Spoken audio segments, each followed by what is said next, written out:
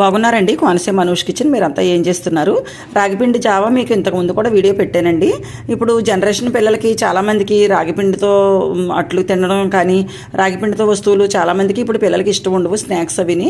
ఇప్పుడు నుండే చిన్నప్పటి నుంచే మనం రాగిపిండితో లడ్డూలు చేయడము, బెల్లం వేసి లడ్డూలు చేయడం, ఇలా రాగి జావా తయారు చేసి పిల్లలకి కొంచెం కొంచెం ఒక స్పూన్, చిన్న చిన్న పిల్లలకు కూడా ఒక్కొక్క స్పూన్ ఎప్పుడైతే అలవాటు చేసామో వాళ్ళు ఆ టేస్ట్కి అలవాటు పడి వద్దంటున్నారని మనం ఎప్పుడు కూడా ఆరోగ్యకరమైన తిండిని ఎప్పుడు కూడా పిల్లలకి వద్దంటే మనం అస్సలు మానకూడదండి.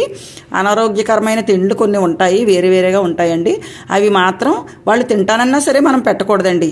ఇదన్నీ కూడా మనం పెద్దలుగా, మన తల్లిదండ్రులుగా తెలుసుకోవాల్సిన బాధ్యత ఏమిటంటే వాళ్ళు అనారోగ్యకరమైనది ఏది కూడా తింటానంటే మనం అసలు దాన్ని ఇవ్వకూడదు, అలవాటు చేయకూడదు. ఆరోగ్యకరమైన ఏదైనా సరే వాళ్ళు తినను అన్నప్పుడు మనం అలవాటు చేయాలి. కొంచెం కొంచెం ఇలా స్పూన్లతో తినిపించడం, గ్లాసులతో పట్టించడం చిన్నపిల్లలకి చాలా చాలా మంచిదండి. రాగులు అంటేనే ఎంతో మంచిది కదండి. రాగి జావ తాగడం వల్ల ఎన్నో ప్రోటీన్స్, విటమిన్స్, మినరల్స్ ఎన్నో రకాలు ఉన్నాయి కదా. అందుకని ఎంతో బలం ఉంటుంది మనకి.